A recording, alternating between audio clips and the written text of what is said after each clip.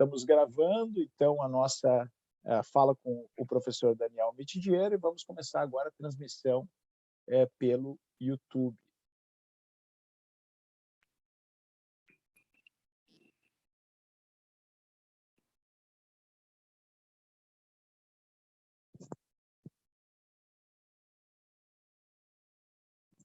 Está fazendo o lançamento lá, Daniel, mas ó, tá aqui, ó, o livro, ó. Tô aqui, ó. Feliz com esse livro que tu nem imagina. Livro que poxa, é um livro que é um debate entre nós também, né, Daniel? Eu queria te agradecer muito ali as citações no início do livro. Tô aqui, ó. Agora já começou lá, esse livro que tu nem imagina. Começou lá no YouTube, então eu vou só pedir para o pessoal acompanhando lá no YouTube e vou agora centralizar no speaker para a gente começar a fala, né? E passar a transferência aqui para o nosso Guilherme Gevô. É o segundo, né, Guilherme? Computador, né? Isso, professor. Vai rolar entrevista, né, cara? Ou eu vou falar assim... Vai tipo rolar, bicho. vai rolar a entrevista. Deixa eu fazer o Guilherme aqui. Pronto. Então, eu preparei uma entrevista com o professor Daniel Mitidiero para a gente começar a conversar sobre o livro, né? Separei alguns tópicos, mas o professor Daniel Mitidiero, ele tem um mando de cátedra aqui, viu, Daniel? Tu fica bem à vontade aí para falar o que tu entender falar sobre o livro, né? Eu queria muito te agradecer por essa vinda ao nosso grupo de pesquisa para falar sobre esse tema. Esse é um tema muito interessante, é um tema muito rico, é um tema que nós estamos nos dedicando aqui no programa de pós-graduação da Universidade Federal do Espírito Santo. E se depois nós conseguimos implementar isso, eu gostaria muito da gente reduzir essa entrevista a escrito e poder publicar aqui no nosso PPG. Então, vou começar aqui com a entrevista com as notas que eu tomei, né? O jovem processualista chegou aos 18 anos e resolveu narrar essa história para o nosso benefício. Lembrar o pessoal aqui de fechar o microfone, né? Lembrar o pessoal de fechar o microfone, deixar a câmera aberta e fechar o microfone, né? Lembrando que estão todos sendo gravados. O grupo de pesquisa FPCC, Fundamentos do Processo Civil Contemporâneo, tem o prazer de receber Daniel Mitidiero, doutor pela Universidade Federal do Rio Grande do Sul, professor da graduação, mestrado e doutorado da mesma universidade, autor de diversos livros e ensaios jurídicos, vencedor do Prêmio Jabuti de Literatura em 2009 e 2017. Advogado e parecerista, morador de Porto Alegre, torcedor do Grêmio e um dos melhores amigos que a vida me deu de presente, e que os interesses comuns no processo e no direito acabam nos aproximando todos os dias. Daniel, vou começar aqui fazendo algumas perguntas para ti, mas tu fica muito livre para responder como tu entender, né? Para ampliar os assuntos, fica à vontade, a casa é tua, é uma enorme alegria te ter conosco aqui. Daniel, teu livro é um depoimento e um exercício. É um depoimento de como você foi construindo a trajetória como jurista, pesquisador e escritor. É um exercício de escrita, apresentando a recolha das técnicas que você foi testando e aprendendo durante estes primeiros 18 anos como autor. Muito do que ele traz são novas linhas sobre como pensar e escrever em direito para comunicar melhor. Você poderia falar um pouco sobre essa nova forma de escrever sobre direito? Essa nova forma de comunicar a ciência jurídica? Claro. Bom, primeiro eu quero dizer que é uma alegria estar aqui com todos vocês, todas vocês, seja o pessoal da querida UFES, que eu gosto tanto e há tantos anos frequento, seja o pessoal que está com a gente no YouTube, também é uma alegria estar com vocês, mas em especial é uma alegria estar com o Zanetti, que é um irmão que a vida me deu há tantos anos, e como eu sempre digo, é um dos grandes responsáveis pela minha carreira acadêmica, né? Eu sempre conto isso quando eu posso e sempre que faço isso na frente dele. Inclusive, a gente, semana passada, pudemos conversar um pouco mais sobre isso e, enfim, reiteramos, e foi uma enorme alegria poder lembrar de toda essa trajetória juntos. Então, Zanetti, eu que te agradeço muito pelo convite. É sempre uma alegria poder falar contigo e com todos que te cercam. Bom, eu realmente estou um pouco, assim, hoje olhando para trás, né, e olhando esse período de pandemia, e eu lembrei um pouco do Taleb, né, o antifrágil. O antifrágil tem um subtítulo que diz o seguinte: coisas que se beneficiam do caos, né? Coisas que se beneficiam do caos. E foi mais ou menos o que aconteceu comigo, porque a URGS, quando veio a pandemia, ela não teve uma rápida adaptação, né? Nós chegamos em março, começamos a aula, deu 1, 2 semanas de aula e tivemos a nossa parada, né? Tivemos a nossa parada e só fomos retomar a aula lá em agosto, né? Por questões referentes à logística, implementação de sistemas acessíveis a toda a comunidade acadêmica, de modo que eu fiquei de março a agosto sem dar aula.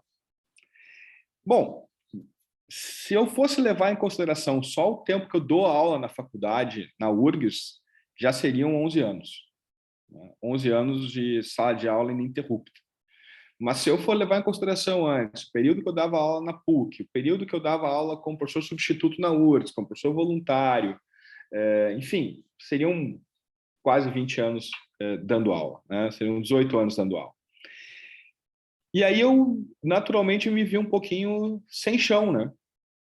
E comecei a olhar uns textos para mandar para os alunos, para as alunas, para a gente tentar, de algum modo, manter o contato, né? E aí eu comecei a ler meus textos e comecei a perceber que eles, naturalmente, eram textos que te convidavam a refletir sobre o processo, eram textos, enfim, que tinham todo o conteúdo necessário, que tinham reflexão, enfim, que tinham as características dos textos jurídicos que eu acho que devem ter, especialmente convidar a uma reflexão crítica sobre o direito. Só que ele tinha uma característica que era ser um texto formal, né? Era um texto um pouco mais sério, vamos colocar dessa maneira. E que destoava, portanto, da minha maneira de dar aula, da minha maneira de falar em aula. E aí eu percebi que eu talvez precisasse me comunicar por escrito também de uma maneira mais oral.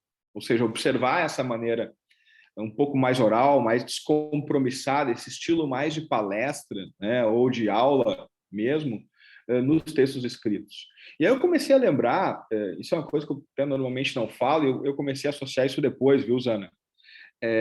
Eu comecei a lembrar que alguns textos que eu mais gostava de ler, e com um estilo muito fluido, eram textos que eram baseados em conferências. Eu vou lembrar aqui, Zanetti, tu vai certamente lembrar do professor Carlos Alberto nos indicando o processo de democracia do Calamandrei, o processo de justiça do Calamandrei, uma conferência do primeiro congresso da Associação Internacional, né?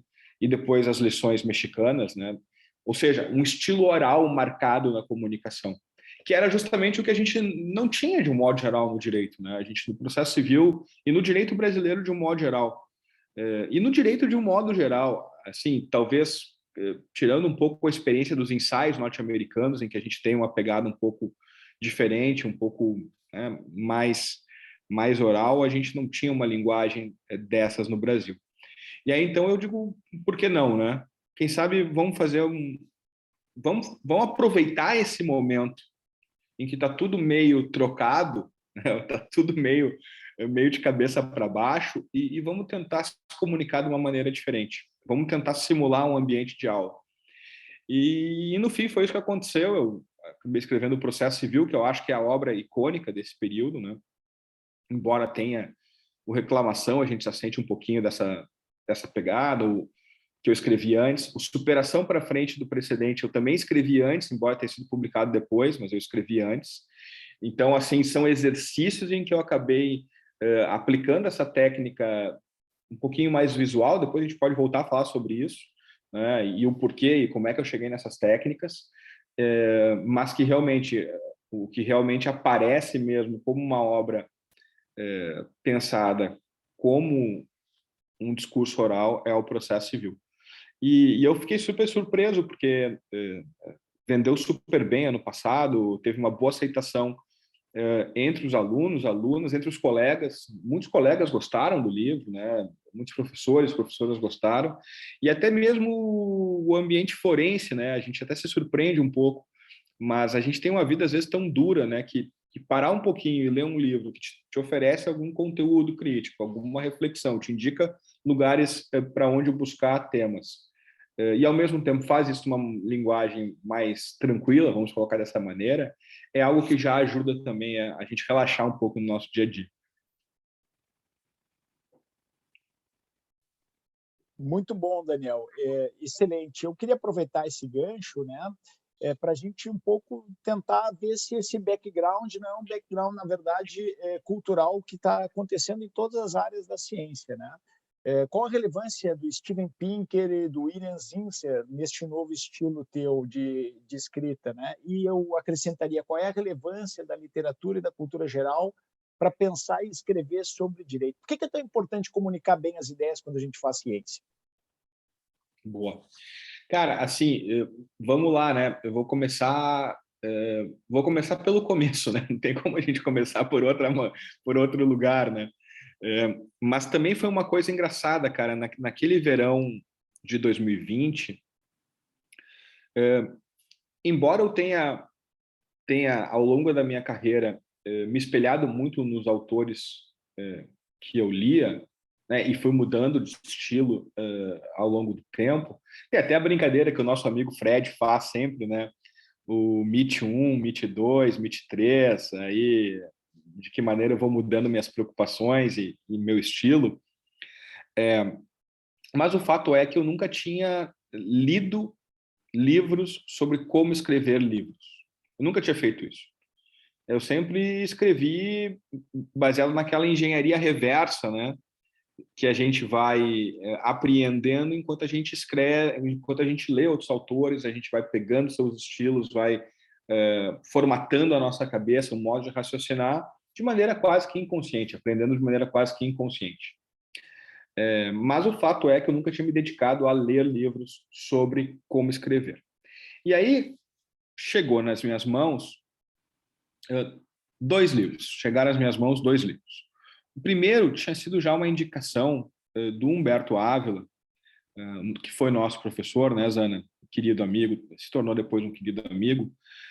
O primeiro do William Zinsser, essa indicação do Humberto foi a do William Zinsser, que é Como Escrever Bem. Esse livro, diz ele para mim à época, né, Daniel, esse aqui é o clássico do jornalismo norte-americano. É um livro escrito na década de 70 por um professor de letras. Eu acho que é bom situar também o background desses caras. Professor de letras na Universidade de Yale. E se converteu na Bíblia do jornalismo norte-americano. E sobre esse livro eu vou voltar depois quando a gente falar sobre a importância do background cultural. Tá? Então, consegui esse livro, comprei. Muito tempo ele tinha me indicado, não tinha lido, mas deixei lá na minha pilha dos livros para ler. E saiu o livro do Pinker, né? O Steven Pinker, que eu já conhecia do Novo Iluminismo, que é um livro fundamental, a gente, né, debateu várias vezes esse livro, né, Zanetti? E saiu o livro do Pinker, Guia de Escrita. E o Pinker não é um professor de letras, né? O Pinker escreveu esse livro já no século XXI, não é um livro da década de 70 do século XX, é um livro do início do século XXI, é da primeira década, da virada da primeira década do século XXI. E o Pinker é um neurolinguista, né? É um psicólogo cuja atenção principal de seus trabalhos é a neurolinguística. E eu comecei a ler esses livros e comecei a perceber que tinha muita coisa que fazia muito sentido nos livros. Primeira coisa que o Zinsser disse, e aí eu conecto com a importância da cultura, né? Ele diz, olha, eu posso não ter nenhum interesse em beisebol, como eu, aliás, de fato, não tenho. Ele é um apaixonado por beisebol, ele Zinsser. Mas se eu ler um texto de uma pessoa interessante, com quem eu gostaria de conversar, de um modo geral, que trate de beisebol, esse livro vai ser interessante, porque vai retratar de algum modo essa pessoa.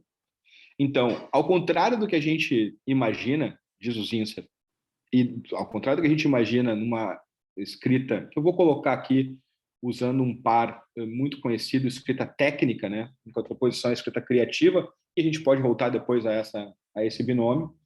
Uma escrita técnica a gente imagina que é uma escrita descritiva, né, uma escrita avalorativa em que o sujeito está muito longe do seu objeto.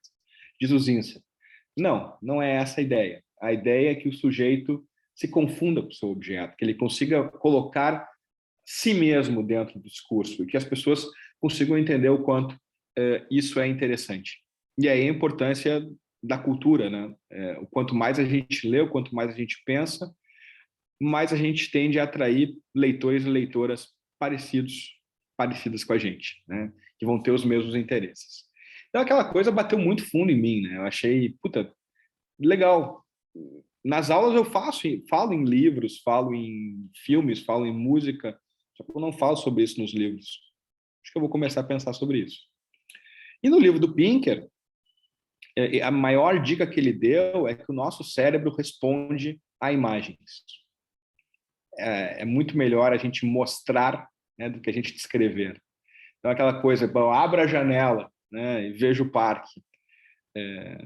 Enfim, já se viu, em vez de dizer que eu tenho lá aquele nosso organograma, talvez seja mais fácil eu dizer que eu tenho andares e que os recursos são escadas, né? Então, todas essas imagens são imagens que eu acabei pegando com o Pinker, não essas imagens em particular, mas essas imagens no sentido de pensar por imagens, né? Pensar por imagens. E eu percebi que tudo isso fazia muita diferença no final da coisa. E se a gente colocar tudo isso, né, num contexto em que nós tivemos a ascensão do YouTube, e nós estamos no YouTube agora, que nós tivemos a ascensão das redes sociais, em particular o Instagram, que é uma cultura visual.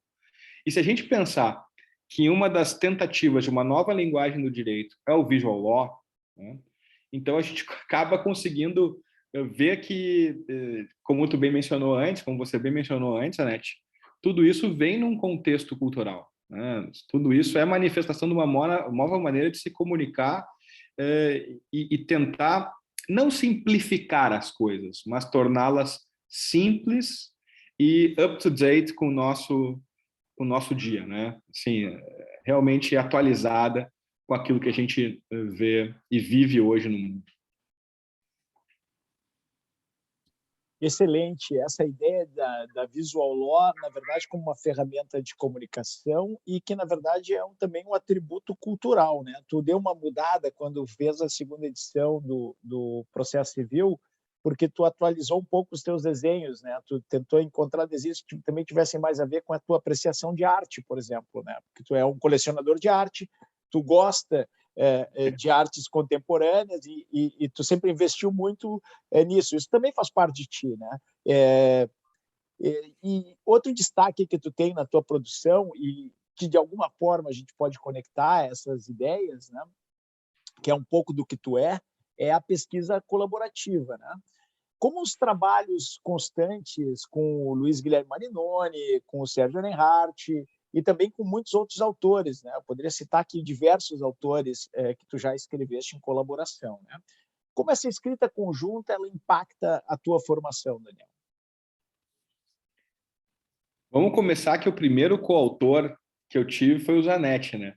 A gente publicou um livro juntos lá em 2004, Introdução ao Processo Civil, isso faz muito tempo, com ensaios nossos, com um prefácio em comum, que foi um marco assim na minha carreira. Então, em primeiro lugar, eu quero dizer que eu aprendo muito com os meus coautores, porque são, ao fim e ao cabo, meus interlocutores, são as pessoas que eu procuro para conversar, né? Às vezes isso resulta em coautoria, às vezes não. Vou dar um exemplo, né? A gente pode voltar aí depois. Agora eu acabei de lançar um livro sobre relevância no recurso especial. Na verdade, o livro está em pré-venda e vai sair daqui um pouquinho. Mas o fato é que, quando eu precisei falar sobre relevância, a primeira pessoa que eu liguei foi para o Zanetti. Eu disse, Zanetti, eu tive uma ideia. Na verdade, a primeira pessoa com quem eu falei foi com a Bezinha, né? Digo, amor, a ideia é essa. Aí depois eu liguei para o Zanetti. Zanetti, a ideia é essa, cara. Ele disse, não, a ideia é essa, tá bem. Aí eu liguei de tarde para o Marinoni. Marinoni, a ideia é essa. Disse, pô, a ideia tá bem, é isso aí. Então, vejam, ainda que não redunde numa coautoria, né, isso acaba demonstrando um espírito, que eu acho que é um espírito do pesquisador, e não quero fazer autoelogio aqui, por favor, não me entendam mal, mas já que a pergunta do Zanetti me permite dizer isso, e a resposta é essa, que é um espírito de abertura à crítica e à ponderação pelos colegas, pelos amigos que têm interesse nas mesmas coisas. Então, a coautoria, ela normalmente se resolve com o diálogo, né? E o diálogo pressupõe uma abertura constante à maneira como outras pessoas pensam os problemas, né? Então, isso aconteceu com o Zanetti, isso aconteceu com o Marinoni, com o Sérgio, isso aconteceu com o Tarufo, né? No livro que a gente escreveu juntos sobre a justiça civil da Itália ao Brasil, e também no livro que também está no prelo sobre a justiça civil nos Estados Unidos, que é Hazard, Tarufo e eu. Então, são aberturas à opinião dos outros, que eu entendo que é fundamental numa ciência opinativa como é a ciência, né, do direito. E é interessante porque isso também tem a ver com a vida desse grupo, né, Zana? De qualquer grupo de pesquisa. Embora eu não tenha escrito, por exemplo, com Vitor, Otávio, Rafa, Paulo, né, os guris que me acompanham há tanto tempo, né, e que hoje são autores já de livros consagrados, eu sempre converso com eles, né? Sempre converso com o Arthur, por exemplo, nosso amigo comum, com o Daisson. Embora eu nunca tenha escrito com eles, volta e meia passo meus manuscritos, o pessoal dá uma lida, faz alguma crítica. Mais recentemente faço isso também com a Bezinha, com o Augusto, com a Lu, o pessoal que estuda comigo no mestrado, doutorado, participa de grupos. E eu acho que isso deriva de uma atitude fundamental, que é a atitude de abertura diante da crítica, que é essencial a um pesquisador, a uma pesquisadora que se propõe a pensar o mundo, né, e não simplesmente impor as suas ideias, porque as nossas ideias, muitas vezes, aparecem de maneira embrionária, precisam de uma lapidada, né, e o diálogo proporciona isso. Então, esse ambiente colaborativo, que talvez não seja um acaso o fato de eu ter escrito sobre colaboração, né, no processo, faz com que a gente tenha essa abertura ao mundo como uma marca assim, genética, vamos colocar dessa maneira. Daniel, eu acho isso encantador, né? Porque a minha experiência de vida tem mostrado esse mesmo sentido. Quanto mais a gente se abre para o diálogo, mais a gente se expõe às críticas dos colegas, mais a gente dialoga, e a gente dialoga perpetuamente, eu, tu, eu e o Fred, Didier, eu e o Antônio do Passo Cabral, tu e o Fred, tu e o Antônio. Quer dizer, nós temos uma grande rede de colegas que discutem os temas de maneira contínua, né? Essa abertura com os nossos alunos, enfim, isso acaba enriquecendo muito o nosso trabalho.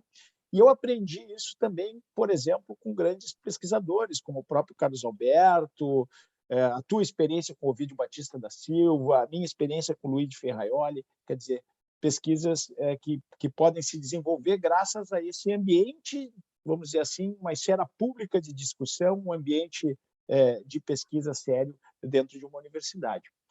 Mas muito do teu trabalho está fundado na pesquisa comparada, vertical, né, um mergulho na história do processo, e horizontal, a análise da experiência de outros ordenamentos. Exemplos mais importantes dessa dedicação estão nos 2 volumes sobre a justiça civil, que tu acabaste de mencionar, né? Da Itália ao Brasil, dos 700 a hoje, de 2018, em coautoria com Michele Tarufo, lançado na UFES, em Vitória, em 2019. Saudosa lembrança do professor Michele Tarufo e da tua presença aqui conosco, né? E também dos Estados Unidos ao Brasil, agora em 2022, que vai sair, né? Não está ainda à venda, mas já está para sair, em coautoria com o Hazard e com o Tarufo. Né? E nas traduções do Cadier que tu fizeste, que são primorosas, é um tema, lições interessantíssimas sobre a justiça civil francesa, trazidas para o Brasil nos seminários que ele deu na Universidade Federal do Rio Grande do Sul. No trabalho que tu fizeste de tradução do Ângelo Dondi, do Vincenzo Anzanelli e do Paolo Comolho, coordenando uma tradução da qual eu participei, a Graziella participou, e todos esses alunos que tu acabaste de citar, né? Otávio, enfim, vários desses colegas participaram, né? E nas traduções dos livros do Michele Tarufo, né? Especial a Motivação da Sentença Civil e Processo Civil Comparado. Qual é a importância desse trabalho para os teus livros, esse trabalho de tradução, de organização e para a construção da tua própria produção intelectual? E qual é a relevância que tu enxerga desse tipo de pesquisa em direito comparado para jovens pesquisadores como os que a gente tem aqui no mestrado da UFES e no grupo de pesquisa? Meu velho, essa pergunta é uma pergunta chave, pergunta essencial, né? E a resposta é a mesma, né? Tu vê como são as coisas, né? Há uma certa coerência aí, né? A resposta é abertura, abertura, né? E abertura. A resposta é sempre essa. Assim como a gente, Zanetti lembrou bem, a gente tem um grupo de WhatsApp, que eu, ele, o Fred e o Cabral, né? Que a gente fica lá discutindo os temas. Aí tem outro grupo com alguns outros colegas. Isso significa abertura, né? Significa submeter-se à crítica. Tu sair da paróquia e ver que um outro mundo é possível, né? É uma atitude cosmopolita, é uma atitude de abertura. Tu olhar para trás e ver quais foram os problemas que a gente já enfrentou e como a gente procurou resolver, o que deu certo, o que não deu certo, o que se avançou, não se avançou, também é uma abertura, né? Então, o direito como fruto da cultura só pode ser pensado numa perspectiva histórica e comparada. Acho que essa talvez seja a maior lição que nós aprendemos, né? Nós aprendemos com o século XX, e especialmente com os estudos do Capelletti, do Dente, depois de toda a escola, né, do Tarufo, Dondi e por aí afora, é de que o direito precisa ser pensado como um elemento da cultura. E se ele é pensado como um elemento da cultura, exposições de história e exposições de direito comparado não são adornos culturais, né? Não são elementos que são pensados e escritos para demonstrar erudição. Pelo contrário, a pesquisa histórica e a pesquisa de direito comparado são elementos que te permitem pensar quais soluções são as soluções apropriadas para os teus problemas e de que modo o direito evolui numa marcha e contramarcha da cultura. Então, eu diria que pensar a cultura, pensar o direito dentro da cultura, o que significa pensá-lo no quadro da história do direito comparado, é absolutamente essencial.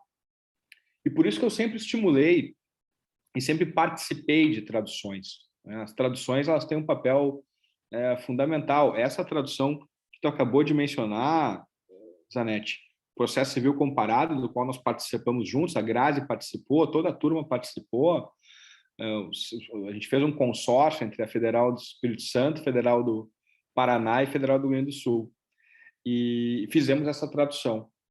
Agora, inclusive, ela está, para quem tiver interesse em adquirir, ela está por menos de R$50 na RT no Print on Demand agora. Ele estava fora de catálogo, agora voltou para o catálogo. E é um livro essencial. É um livro que te mostra assim, todo o debate atual em todo o mundo, nas principais partes do mundo, e que tu consegue ver que os problemas que a gente sofre no Brasil, ou seja, ver, por exemplo, lá se a melhor maneira de resolver problemas de massa é por ação coletiva ou por incidentes representativos, né? Qual é a melhor maneira? Está lá retratado. O tema do precedente, do papel das Cortes Supremas, está lá retratado.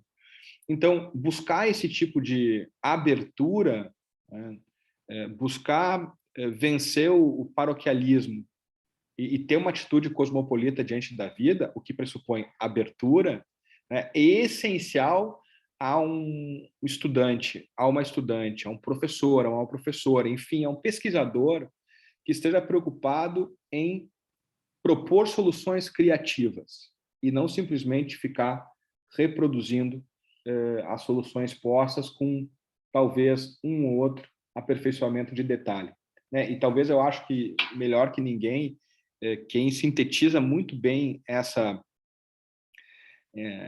orientação diante da vida seja o nosso amigo, né, que tu acabaste de lembrar. Cara, eu lembro com muito amor e carinho do professor Carlos Alberto, do professor Ovídio, mas nesse particular eu acho que seria insuperável lembrar do professor Michele Tarufo e daquela felicíssima oportunidade que nós tivemos na UFES. Eu me lembro até hoje, cara. A gente estava lá e quando ele entrou no auditório da UFES, entrou pelo lado, né, o pessoal se deu conta que ele estava entrando e todo mundo parou e começou a aplaudir de pé. Aquilo foi de arrepiar e foi a última vez que eu tive com ele no Brasil. Então foi realmente uma lembrança muito querida, né? Depois de jantar na tua casa com a Grazi, foi uma coisa muito muito tocante, muito querida mesmo. E esse espírito sintetiza bem isso, né? O direito comparado e a história são elementos que permitem ver o quão o direito pertence à cultura.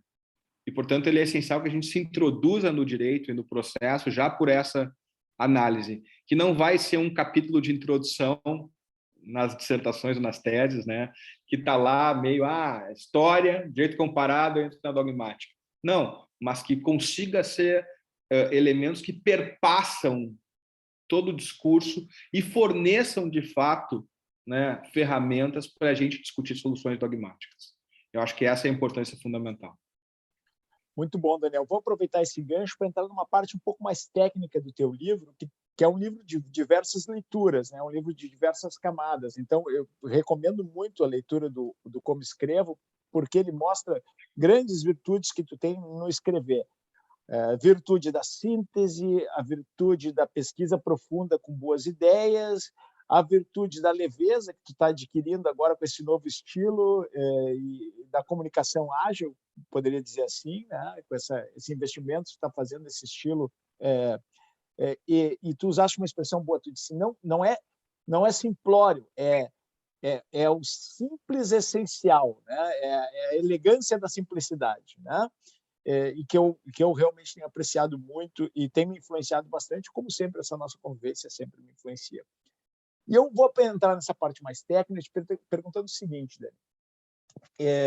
Esses assuntos são todos muito interessantes, mas eu queria aproveitar para explorar alguns tópicos específicos antes de entrarmos nos livros sobre precedentes, que é a última pergunta que eu vou te fazer. Eu queria que, se possível, tu falasse sobre a estruturação do sumário e da importância do sumário no trabalho de pesquisa, e se tu poderia fazer também uma breve exposição sobre as tuas ideias sobre o tema da redação do parágrafo, que é um tema que no teu livro eu achei assim muito interessante. Eu diria até que para quem vai começar a escrever agora, se começar por esses 2 capítulos já ganhou o dia. Obrigado, meu velho. Cara, eu diria assim, ó, se eu tivesse que usar uma metáfora, eu diria que o sumário é o guardião do trabalho, é o guardião da unidade do trabalho. E o parágrafo é o guardião da unidade do texto. Então isso já diz muito, né? Embora pode parecer um pouco vago, isso diz muito.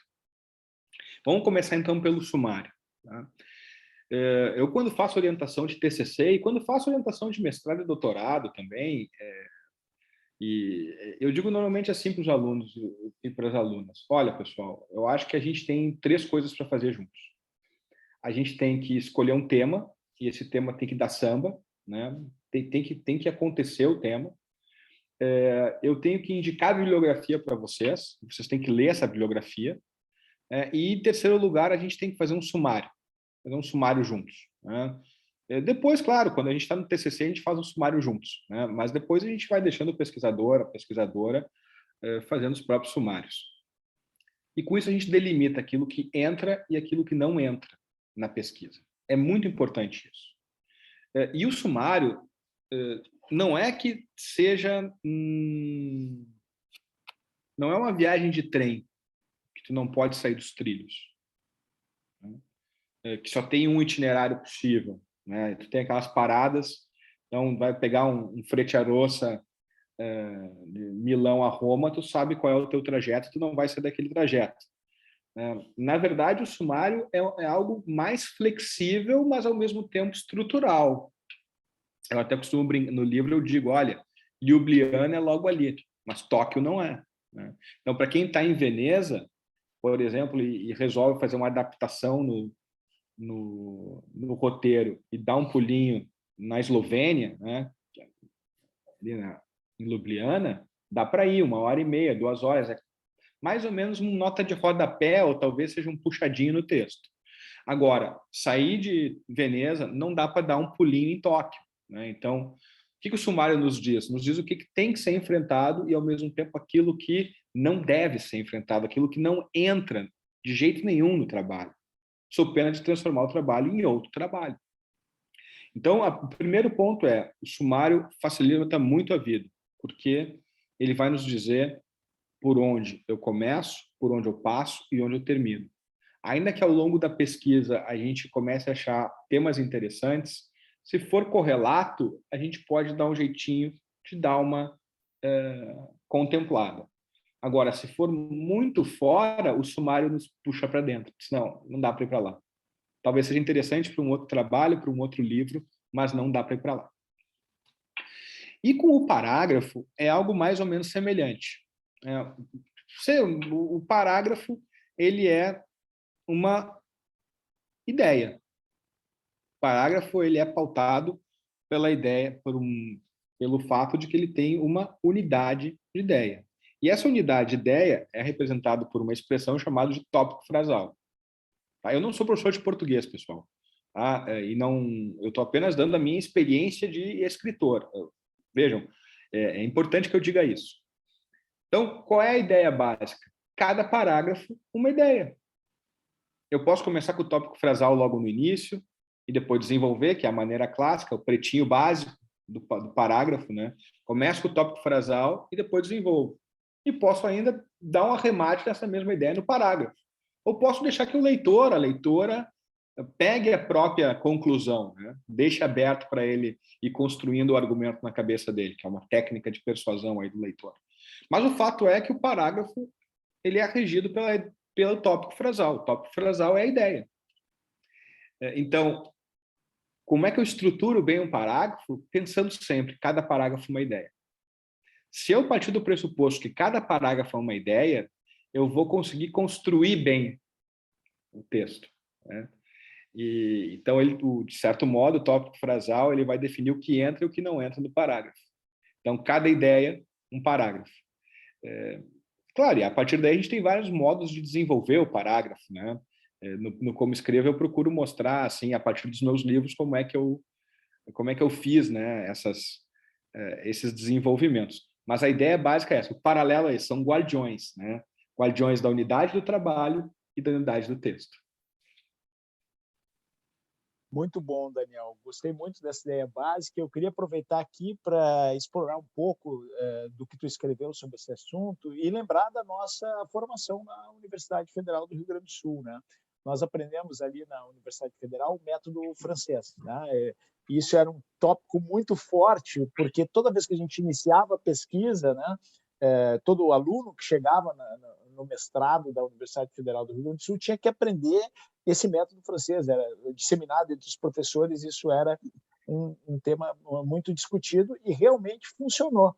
Na nossa geração, nós tivemos vários colegas que se transformaram em autores em diversas áreas, do direito administrativo, o direito tributário, e que você nota essa estrutura, né, no texto. E você faz uma comparação com o soneto no livro. Então, eu queria que tu explorasse um pouco isso, para que aqueles que estão começando a escrever agora talvez tirassem um pouco daquele peso, né? Se eu tenho que ter esses guardiões, como é que eu posso ter um guard-rail, né? Como é que eu posso ter ali uma trilha para seguir? Cara, é bom tu lembrar disso. E essa ideia do soneto eu peguei do Borges.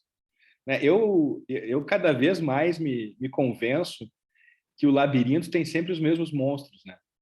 E eu volta e meia volto ao Humberto Eco, volto ao Jorge Luis Borges, volto a esses autores que são autores muito potentes do ponto de vista da cultura, né? Que realmente nos dão muita coisa. E o Borges estava dando aula, acho que na Colômbia, em Nova York, na década de 70, e aí ele disse o seguinte, olha, qual é a maneira mais fácil de escrever um poema? Diz Borges. Alguém poderia supor que é o verso livre, mas não é o verso livre, é o soneto. E por que é o soneto? Porque o soneto te dá uma forma específica, uma forma consagrada. Talvez tu não vá fazer o poema mais inédito, mais original, o poema mais sensacional do mundo. Talvez vá. Mas fato é que você vai fazer um poema se você usar a forma soneto. E aí eu lembro da minha experiência. Eu comecei escrevendo comentários ao código. Os meus primeiros livros foram comentários ao código de 73. Depois escrevi código comentado, comentários ao código, na coleção que a gente ganhou junto, o Prêmio Jabuti, coordenada, que é dirigida pelo Marinoni, coordenada por mim e pelo Sérgio. Enfim, comentários é uma forma consagrada, né, para quem vai trabalhar com direito. A gente faz isso há mais de 1000 anos. Né? Então, natural que tu vá começar a fazer um comentário, tu vai ter lá os comentários do Pontes, vai ter os comentários da Forense, da RT, né, da Saraiva, tu vai pegar o pessoal comentando e vai ver, olha, essa é a forma. Agora, e para escrever um TCC? E para escrever uma dissertação? E para escrever uma tese? Qual é o soneto? Qual é o comentário? É o plano francês. Né? Daí tá, não é que não funcione se não for no plano francês, não é isso. A nossa experiência hoje mostra que dá para escrever muito bem sem o plano francês. Mas é mais ou menos, lembrando o Picasso aqui também, né? Se a gente for tanto no museu, no museu de Paris de Picasso, do Picasso não tem tanto, mas no museu de Barcelona do Picasso tem toda a obra inicial do Picasso, né? E a gente pega a obra inicial do Picasso, é uma arte acadêmica. A arte acadêmica lida por fotografia, né? Um compromisso com a realidade. Os olhos estão no lugar dos olhos, a boca está no lugar da boca. Está tudo lá. Ele sabia exatamente como pintar como um pintor acadêmico, como um pintor francês do século XIX, ou do século XVIII, início do XIX. Só que é o seguinte, depois que ele dominou essa técnica, ele começou a botar o olho na boca. E está tudo certo, porque ele sabia exatamente o que ele estava fazendo. Então, para a gente começar a escrever, o plano francês ajuda muito, porque ele nos dá simetria e a simetria nos dá equilíbrio. Né? Porque ele nos dá a ideia de que eu tenho que sair do geral para o particular. E essas ideias são ordenações da mente. Né? E são modos de exposição consagrados, em que tu pode não ter a dissertação mais original do mundo, do ponto de vista do sumário, mas certamente vai ter uma dissertação que vai funcionar. Tu vai ter uma tese que vai funcionar, ela vai parar em pé, porque a gente vai conseguir enxergar, para usar uma expressão, o fio vermelho que costura tudo. Né? Então, o plano francês é importante. Sabe qual é o grande problema, Zana? Vou te falar bem, Zana e todo mundo que está aqui com a gente, né? E o grande problema é o seguinte: de um modo geral, os livros de metodologia são um pouco chatos. Não estou dizendo todos, né? Mas assim, são um pouco chatos, né? Então, o cara vai lá, busca a definição do que é uma tese, do que é um sumário, na terceira página o cara está dormindo. Né? Então, a gente tem que ler autores que falem sobre metodologia de uma maneira mais, assim, arejada, né? Humberto Eco, por exemplo, Como se faz uma tese, um livro clássico sobre metodologia, e que é uma conversa com o leitor. É um livro da década de 70, né? Que Humberto Eco não era ainda um fenômeno pop, como se tornou depois. Não era um romancista, como se tornou depois. Então, quando a gente começa a perceber o quanto essas ferramentas metodológicas, né, ligadas à epistemologia de um modo geral, ciência do conhecimento de um modo geral, são importantes e facilitam a nossa vida, bom, aí a gente vê que o plano francês não está lá para nos atrapalhar, pelo contrário, o plano francês está lá para ajudar a gente a raciocinar melhor.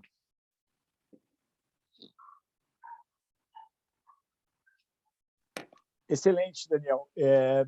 E me deu assim muita saudade daquela época em que a gente conversava sobre isso, né? E estava entendendo como é que começava a metodologia e dos primeiros trabalhos em que a gente usou isso até para poder mostrar bem as nossas ideias, né? O quanto é importante organizar bem o sumário, dividido em partes iguais, simétricas, com introdução bem clara, com todo o desenvolvimento desse texto, né? E isso aparece muito nos teus escritos. E eu gostaria agora de a gente passar um pouco para discutir, porque esse semestre, a nossa disciplina no mestrado é sobre precedentes, a tua pesquisa sobre precedentes, né? Por exemplo, Cortes Superiores e Cortes Supremas, de 2013, que está na terceira edição em 2017, Precedentes, de 2016, que está na quarta edição em 2021, Superação para Frente e Modulação dos Efeitos, de 2021, e o teu recente trabalho agora, Relevância no Recurso Especial, 2022, comentando a Emenda Constitucional 125 de 2022 e todo esse processo que levou até ela dentro do teu desenvolvimento, né? Você explorou nesses temas, Dani, com profundidade, né? Uma perspectiva crítica e, ao mesmo tempo, prospectiva da teoria do direito e da teoria do processo, né? Eu queria um pouco que tu nos falasse assim, como pensou e escreveu esses livros, quais as tuas ideias principais que tu gostaria de ver desenvolvidas por outros pesquisadores que continuassem essa tarefa, né? Porque nós estamos sempre lançando sementes, né? Eu me lembro sempre de uma metáfora que foi utilizada em relação ao nosso professor, saudoso professor Carlos Alberto Alvaro de Oliveira, de que, na verdade, ele era um agricultor, né? Plantou diversas sementes e daí nasceram as árvores e os frutos. Cara, ótimo. Vamos lá. E aí, mais uma vez, né? Esse tema das cortes, o tema dos precedentes, é um dos temas que nos une, né? Que une eu e tu. E é um dos temas também que une eu e o Marinoni, que une eu e Tarufo, né? E que também te une a essas pessoas, né? Então, mais uma vez, a abertura ao diálogo, a abertura à crítica, a estar pensando juntos problemas, acho que tudo isso tem a ver com a academia, né? Com estar junto e pensar juntos problemas. O que aconteceu? O Marinoni publicou Precedentes Obrigatórios em 2010 e a publicação desse livro foi um marco. E por que foi um marco? Porque se a gente pegar livros sobre precedentes de 2004, por exemplo, o livro do professor Cruz e Tucci, Precedente Judicial como Fonte de Direito na História, pegar o processo de ideologia do professor Ovidio, em que há um capítulo sobre função dos tribunais superiores, em que ele aborda o tema dos precedentes. Esses dois autores vão dizer que os precedentes são persuasivos, sempre. 2004. 2008, a gente tem a publicação do livro da Patrícia Perrone, em que ela propõe precedentes obrigatórios, né, vinculantes no campo da jurisdição constitucional. E em 2010 vem o livro do Marinoni e diz, olha, não é um fenômeno restrito à jurisdição constitucional, é um fenômeno ligado a toda a justiça civil. Basicamente porque toda a justiça civil busca outorgar segurança jurídica e igualdade, e porque, basicamente, o direito, de um modo geral, trabalha com controle difuso de constitucionalidade no Brasil, trabalha com termos vagos, e a gente tem que ter mecanismos para poder implementar a unidade do direito perante todos esses casos. 2010. Quando eu li esse livro, eu fiquei impactado. Eu digo, olha, coisa diferente aqui, né? O que eu vou fazer? Mas eu pensei assim, pois é, esse livro está muito interessante, mas eu acho que tem uma pergunta anterior. Quais são as cortes responsáveis por fazer precedentes? Quais são as características dessas cortes? Né? Como é que é isso? E aí, eu acabei me aproximando do professor Michele Tarufo, que tinha um diálogo desde a década de 90 com o Calamandrei.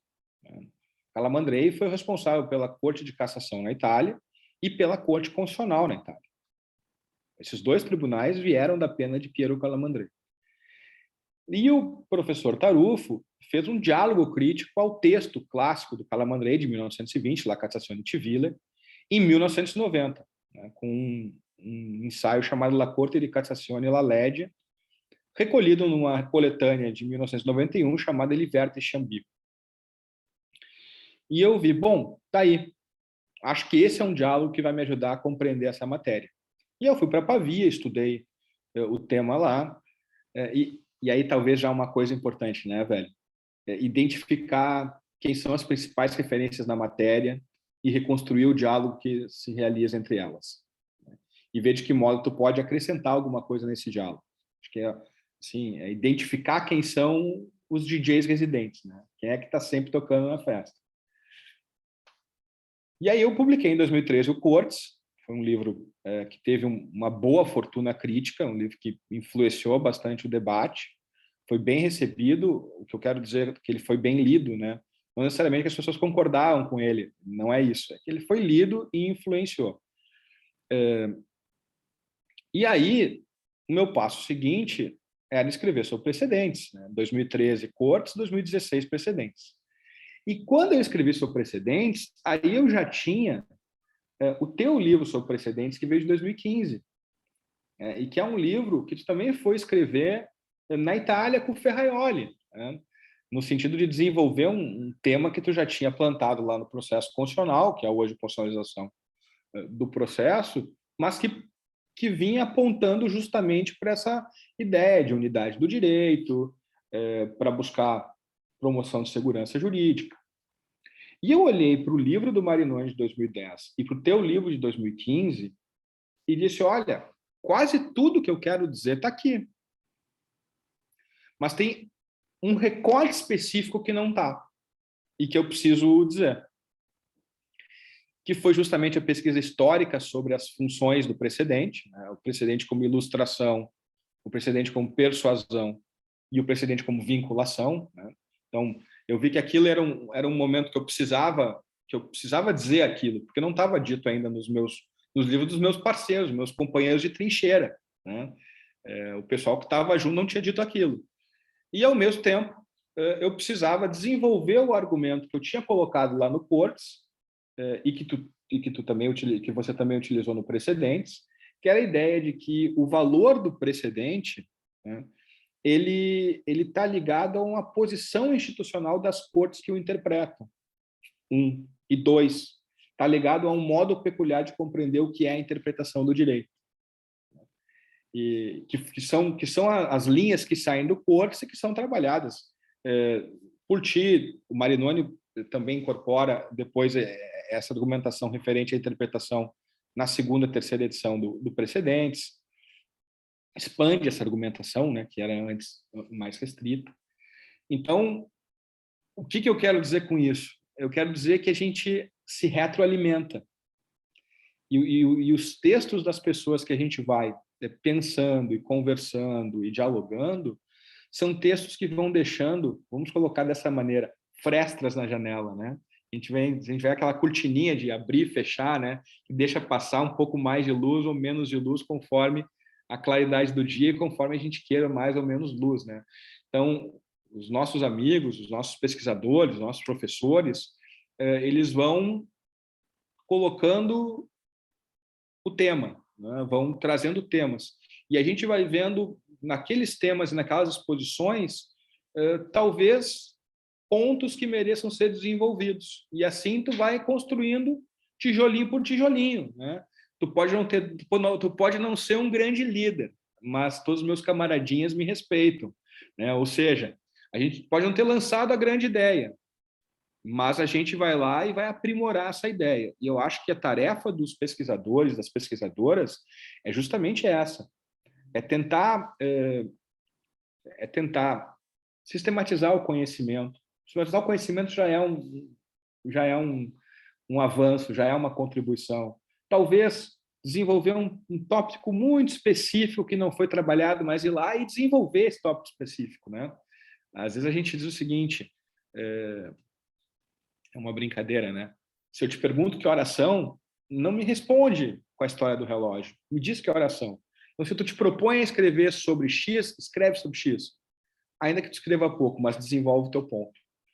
Então, eu acho que esse é um ponto importante, Jana, que eu gostaria de dizer, né, para todo mundo, né? A gente tem que procurar identificar, né, dentro das contribuições das pessoas que a gente admira e com que a gente estuda, aquilo que a gente pode dizer de diferente, aquilo que a gente pode contribuir com um tijolinho, aquilo que ainda não foi explorado, mas que vai na linha. Eu acho que esse é o tipo de coisa, é o tipo de atitude que colabora para o surgimento de uma escola e para o enriquecimento, né, do estoque da doutrina. Eu acho que esse é um ponto fundamental.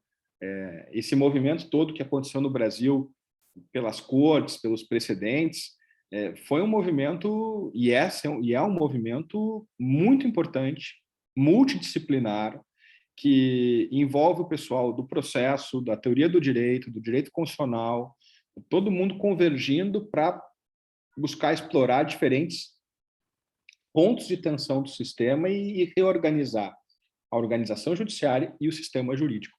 E isso não é uma tarefa que se faça do dia para a noite e não se faça também com 2, 3 pessoas. É realmente preciso ir adiante.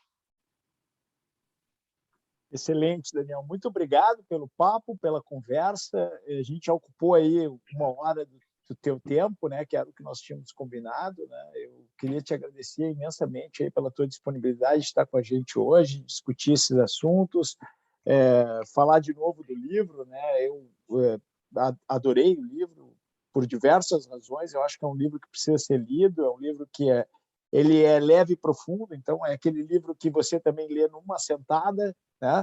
É o livro que quem vai escrever na semana que vem pode ler essa semana, né? Então, eu realmente diria, Daniel, que tu deste uma grande contribuição, fazendo um pouco esse tom confessional, mas também revelando uma série de coisas ali da cocheira, né? Aquelas coisas que, às vezes, quem não está atento ao que está acontecendo no espetáculo não consegue enxergar, né? E o que tu fez hoje também com a gente aqui, né? Tu mostrou aí como esses fios que mexem os marionetes, eles se arranjam para que a gente possa ter um espetáculo de qualidade, né? Eu queria te agradecer muito a tua presença aqui. Eu acredito que talvez queiram te fazer algumas perguntas, e aí eu te pergunto, tu tens tempo para responder 1 ou 2 perguntas, né? Para a gente ficar mais 10 minutinhos no máximo aqui contigo, tá? E aquelas que não tiverem tempo, pessoal, podem me mandar por escrito aqui pelo chat, que depois eu encaminho para o professor Daniel. Então, vou abrir aqui para 2 perguntas para o professor Daniel.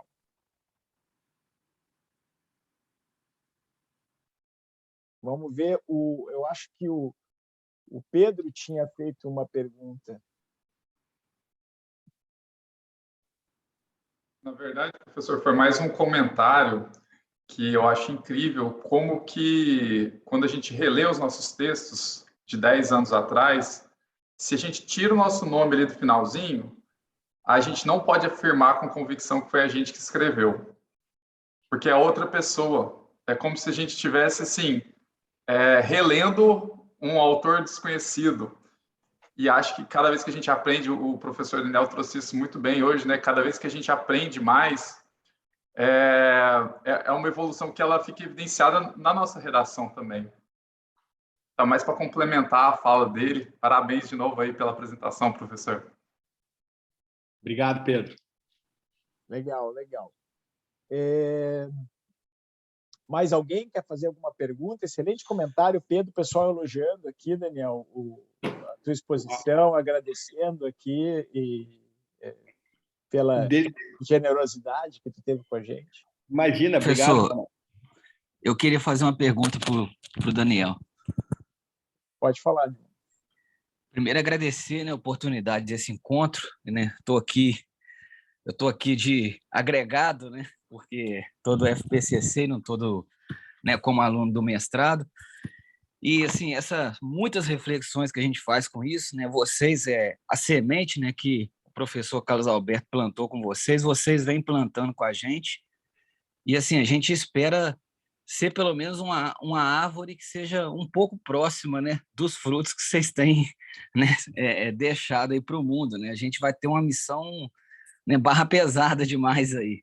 Mas, então, assim, dentro desse primeiro agradecimento aos dois, né, mas fazendo a reflexão desse encontro de hoje, e aí, assim, né, o Daniel, a gente sabe da carreira profissional dele como advogado, e fazendo esse bate-bola com o mundo acadêmico, né, essa nova forma de pesquisar, né, isso é muito claro no direito, a falta de contribuição que o aluno tem do professor mesmo, assim, que está, às vezes, né, a gente tem bons professores, mas tem professores mal preparados também, que não dialogam, né, com outras ciências e não trazem essas contribuições, e aí isso vai impactar nessa redação limitada, né, e hoje a gente tem uma nova metodologia surgindo, que é o Visual Law, e a gente já está percebendo essa tentativa, né, de um mundo do direito mais do senso comum, né, porque aqui a gente está num ambiente altamente qualificado, e não é todo mundo que tem a oportunidade de estar nesse ambiente qualificado. Né? O que o Daniel tem, se ele pode, né, tecer um comentário com essa experiência dele, assim, do que a gente tem visto, assim, a tentativa de tentar colocar o Visual Law como essa ideia de deixar o texto mais didático, mas aí, né, o professor Hermes aqui já falou, e foi esse encontro começou maravilhoso, que não é simplesmente simplificar, né? É deixar simples essas ideias. A gente sabe da profundidade do texto de vocês. E aí, qual o risco aí que a gente tem dentro desse movimento aí, dessa coisa mais efêmera aí da rede social, da imagem batendo muito forte, mas da gente perder também, a gente perder a mão disso e as palavras do direito aí não conseguirem traduzir essas reflexões mais profundas. E aí, era essa a minha pergunta, né? Não sei se eu consegui ser claro nela. Excelente pergunta, Edmundo. Por favor, Daniel. Obrigado, Edmundo. Não, foi claríssimo, né, Edmundo. E quero agradecer também a reflexão do Pedro antes, né? E só queria fazer um comentário com a do Pedro rapidamente. O fato da gente começar a escrever, né, e achar que não está tão bom, não deve ser um impeditivo para a gente publicar.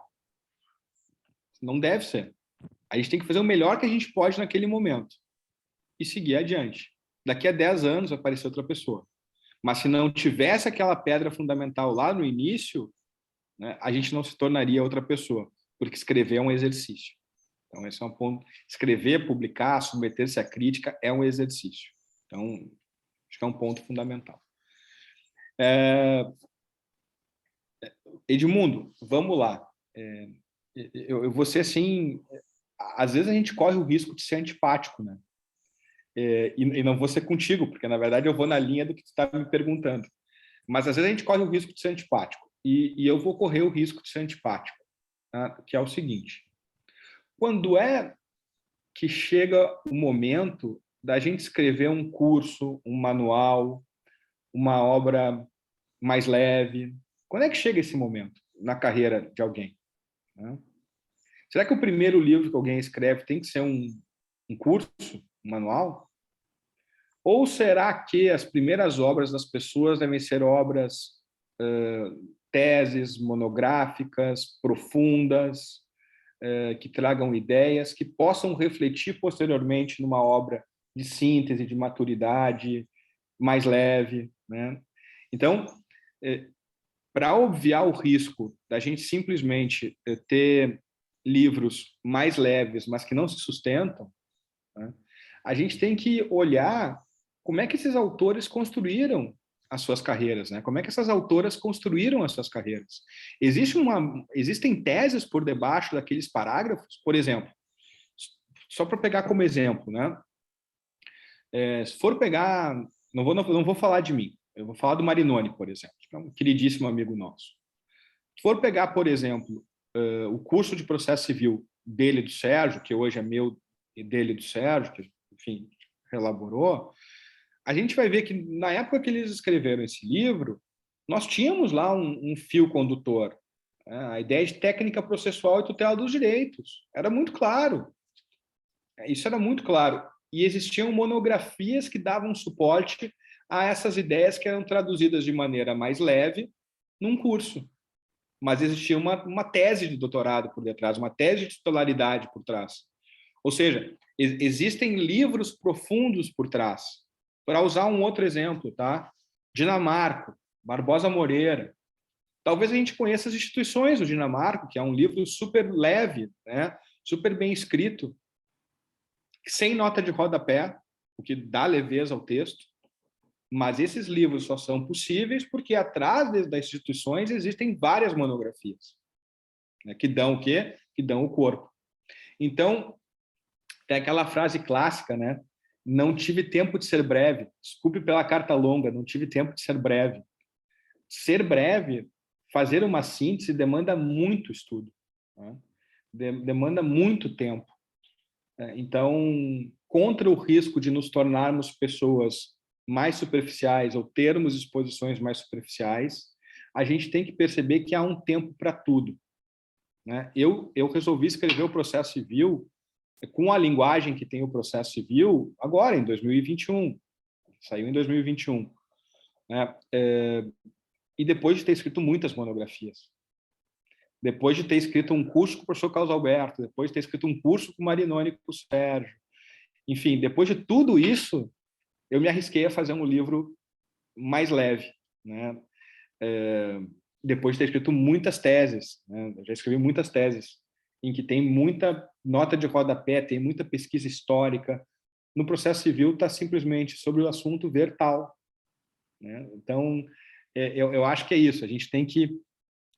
A gente não pode incentivar quem simplifica as coisas e tem que incentivar quem torna simples e tem que fazer por onde para tornar exposições simples. Acho que é isso. A gente, assim, tem que ganhar o direito de ser simples. Excelente, Daniel. Muito boa resposta.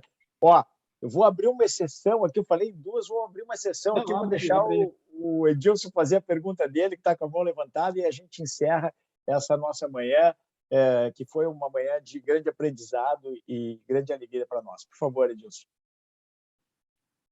A pergunta é bem direta, sim. Eu acho que serve, inclusive, para finalizar mesmo a fala, né, do professor Mitidiero. Enfim, acompanho o professor aí também já há algum tempo. E ele sempre fala que é um jovem processualista, né? Até já vi o Zanetti brincando, falando que não é mais jovem, não, né? Processualista, sim, mas jovem não é mais jovem. E a minha pergunta seria exatamente nesse sentido, assim. O que você teria a dizer, qual seria a sua dica, se é essencial para um jovem processualista, né? O que é que não pode faltar para que um jovem processualista consiga depois chegar onde vocês chegaram aí, né? Pelo menos perto disso. Edilson, muito obrigado também pela tua pergunta. E eu vou também ser curto e grosso, assim, sabe? É muito estudo. Muito estudo. É muito estudo. É muito estudo. É muito estudo. E é muito estudo. Aqui em casa, a gente passa estudando, né? A Bezinha, que é minha esposa, ela agora entregou a dissertação de mestrado dela, mas ela continua estudando, está estudando os temas dela, né? Eu acabei de escrever um livro sobre relevância e já estou escrevendo um ensaio sobre um outro tema que até vou revelar aqui, tá? Eu estou escrevendo um ensaio agora cujo título é Entre Listas, Dicionários e Enciclopédias. Como é que se chama? Da gaveta da cozinha ao processo civil.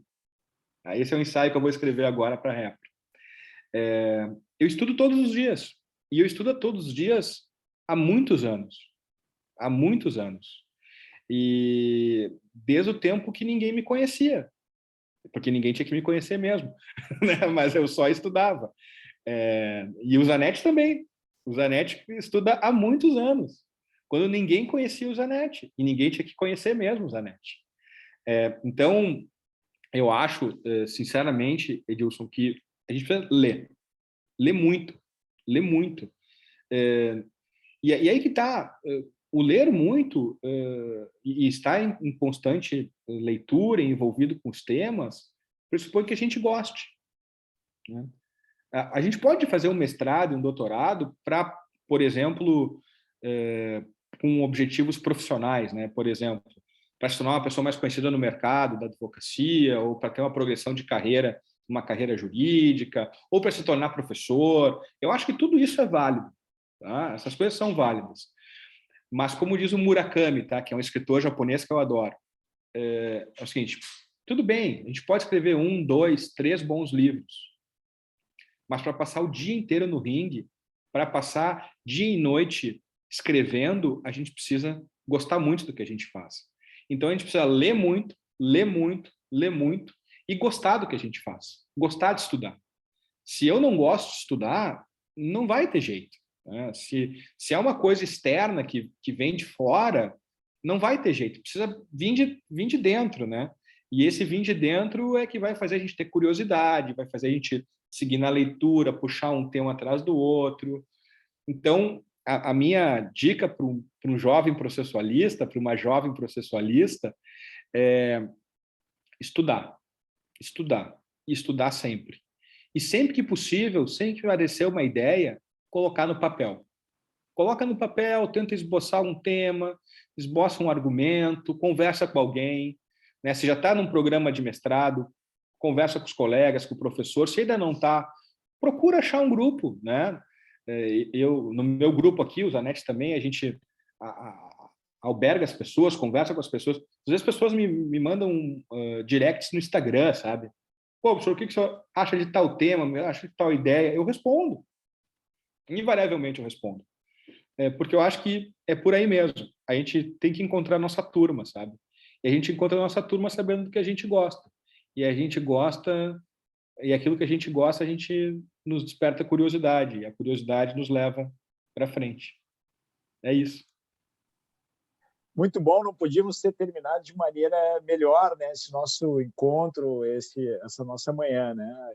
Queria só comentar aqui que a Juliana Frutuoso falou que o próximo ensaio lembra o livro do Humberto Eco. Eu também lembrei disso aqui, viu, Juliana?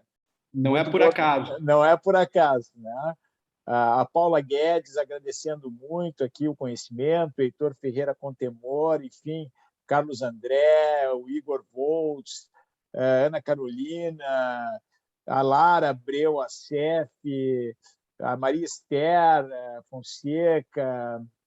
O pessoal todo gostou muito, a Rosana Guilherme, que está terminando agora a dissertação dela também. O pessoal gostou muito, viu, Daniel? E eu vou terminar aqui com uma frase que eu sempre falo no final desses encontros acadêmicos, né? Que a gente precisa aprender a caminhar junto.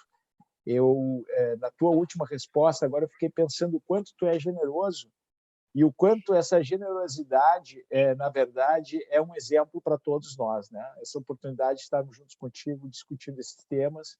E eu me lembrei dessa frase que eu sempre falo, que é: somos como anjos de uma asa somente e podemos voar somente quando estamos abraçados. Então, Daniel, sinta-se muito abraçado, um abraço forte aqui do Espírito Santo. Recentemente a gente esteve junto, eu pude te dar um abraço pessoal, mas eu queria reforçar esse abraço virtual aqui. Foi uma alegria, com certeza não podíamos ter tido um melhor encerramento de semestre. Então, até breve. Abraço forte. Até. Beijão para todo mundo. Valeu a parceria.